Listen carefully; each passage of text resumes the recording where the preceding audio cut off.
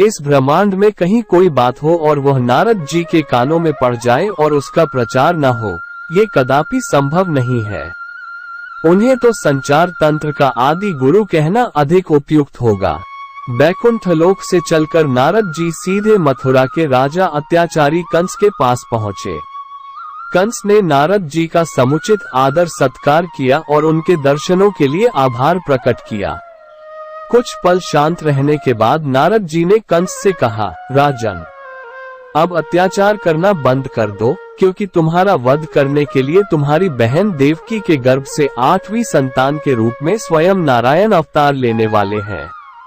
ये सुनकर कंस क्रोधित होकर बोला, यदि ऐसा हुआ तो मैं अपनी बहन देवकी को ही मार डालूंगा।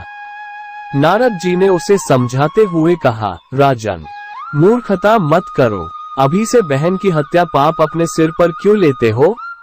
व्यर्थ में लोक निंदा के पात्र बनने से क्या लाभ? जब 8वां बालक होगा तब उसका चुपके से वध कर देना। सभी बालकों को मारने से तुम्हें पाप लगेगा। ठीक है देवर्षि, आप जैसा कहते हैं मैं वैसा ही करूंगा, कंस ने उत्तर दिया। लेकिन उसी समय कंस के मन में नारद जी ने शंका और डाल दी। उन्होंने एक कमल का फूल मांगकर उसे दिखते हुए कहा, राजन, इस कमल के फूल को देखिए, इसकी पंखुड़ियों को कहीं से भी गिना जा सकता है। फिर यह कैसे पता चलेगा कि देवकी का कौन सा पुत्र 8वां होगा? ये सुनकर कंस सोच में पड़ गया। ये तो आप ठीक कहते हैं नारद जी, फिर तो मुझे देवकी के सारे बच्चों को मरवाना होगा। नारद जी ने उसे चेतावनी देते हुए कहा, मरवाना नहीं, मारना होगा। दूसरे पर भरोसा करना ठीक नहीं है राजन। जो काम करो अपने हाथों से करना। क्या पता कहीं चूक हो जाए तो फिर तुम्हें पछताना पड़ेगा। एक बार यदि देवकी की 8वीं संतान का जन्म हो गया तो फिर तुम्हें कोई नहीं बचा सकेगा। कंस बोला, आप ठीक कहते हैं देवर्षि, आप मेरे हितैषी हैं। मेरे ही क्या समस्त असुरों के आप हितैषी हैं, तभी तो हम सभी आपको इतना मान करते हैं। नारायण नारायण, ठीक कहते हो राजन।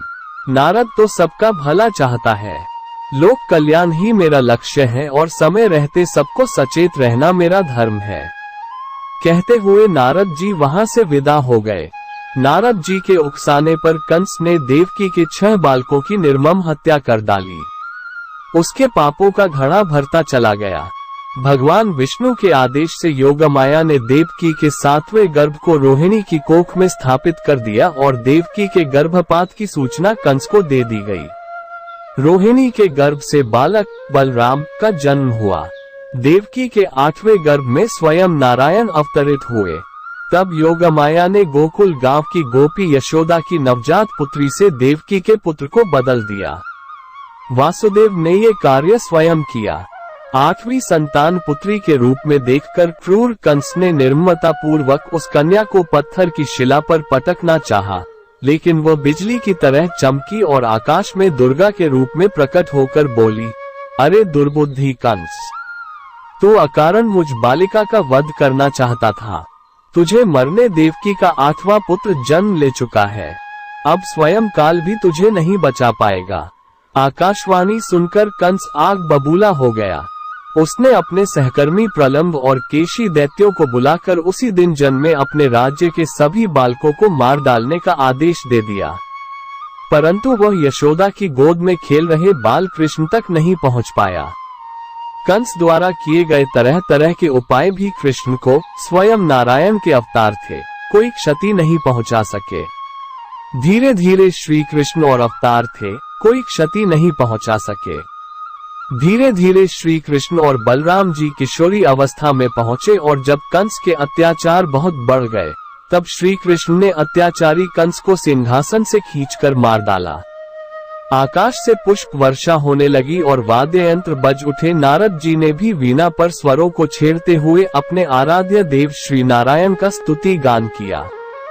प्रिय दर्शकों, ये कहानी आपको कैसी लगी कमेंट बॉक्स में जरूर लिखिएगा और हमारे YouTube चैनल श्री निर्मल ज्ञान गंगा को सब्सक्राइब कीजिए और वीडियो को लाइक कीजिए और अपने दोस्तों को अधिक से अधिक शेयर कीजिए। जय श्री कृष्णा।